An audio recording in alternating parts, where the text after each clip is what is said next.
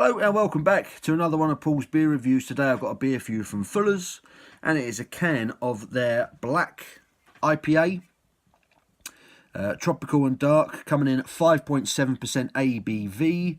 Very simple artwork, pretty much a black in colour, the can, and then they've got like a neon green sign there, which I think is meant to be the main entrance to the brewery in Chiswick. Quite nice, I like the look of that one.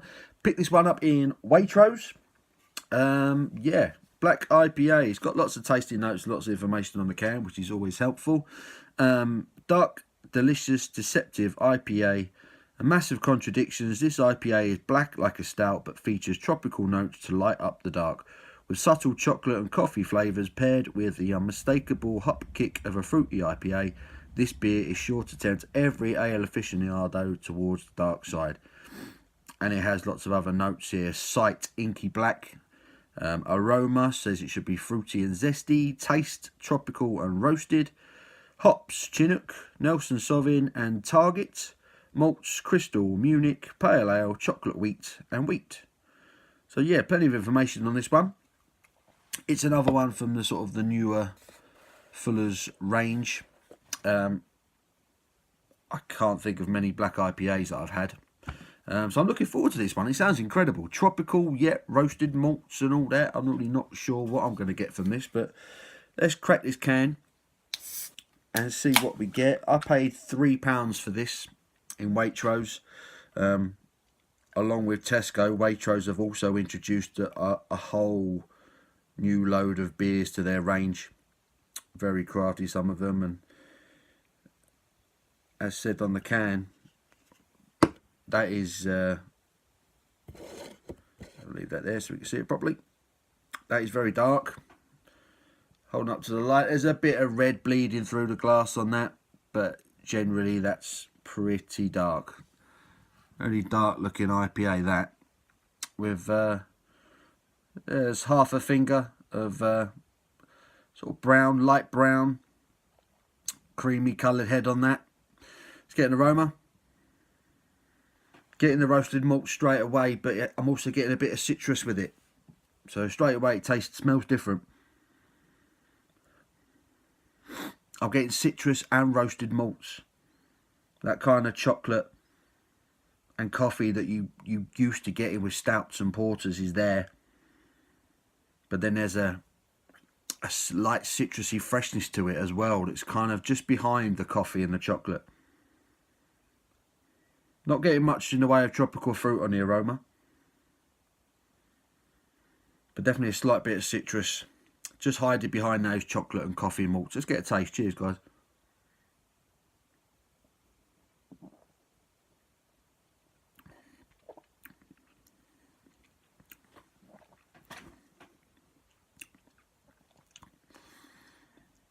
Wow, it's really interesting. Has quite a thin mouthfeel, quite a watery mouthfeel. Because I'm looking at it and I'm seeing what looks like a stout and a porter. You're kind of expecting it to be like a smooth, almost oily kind of texture, but it's not at all. It's quite well carbonated. It tastes quite fresh, quite light. Yet you're getting that coffee malt, that kind of roasted malts flavour.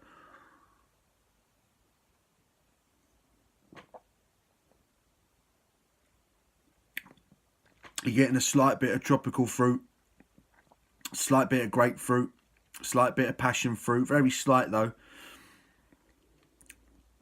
And then come all that coffee and all that chocolate malt. It's very drinkable. Very drinkable, this.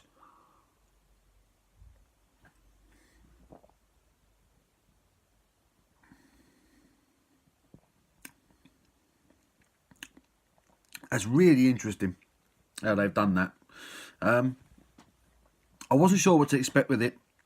You see a black IPA described as tropical as well. You kind of think, how can they do that? I didn't really know to have a tropical stout, tropical mixed with coffee malts and chocolate malts. It doesn't seem to be something that should work.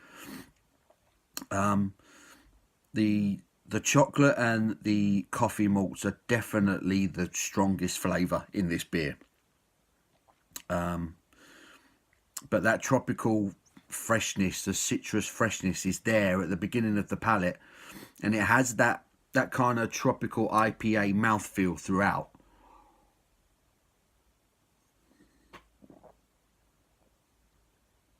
Like I said, nicely carbonated, thinner mouthfeel.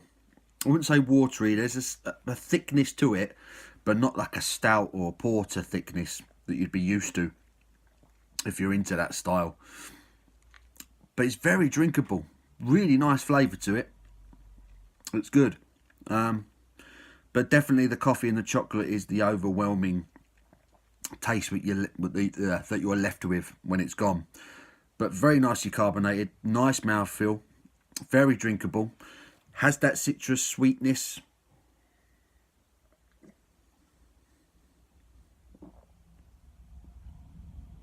At the beginning, it keeps it light, refreshing, and then in comes that chocolate. Not too bitter, but yeah, chocolate, coffee.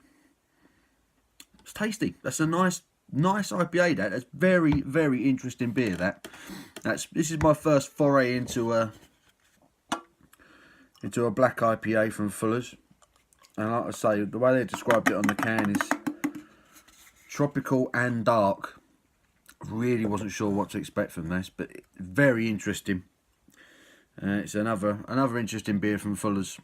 We were getting more and more crafty as time goes by, but yeah, as far as stouts and porters go, if you're into those and perhaps not so much into your IPAs, but you're perhaps thinking of delving into the IPA scene, have a go on this and see what you think. It's quite a good balance between the two styles, I think, this beer.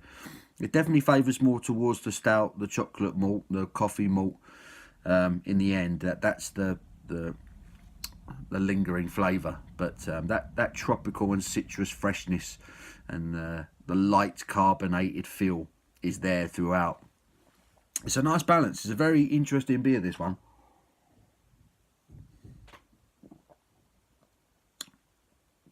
Yeah. Would I drink this again? Yes. I think it's quite nice. Would I buy it again? If it was on offer, maybe. If it was reduced a bit, I might pick up a can. But say porters and stouts have never been my preferred style. I really have to be in the mood for one.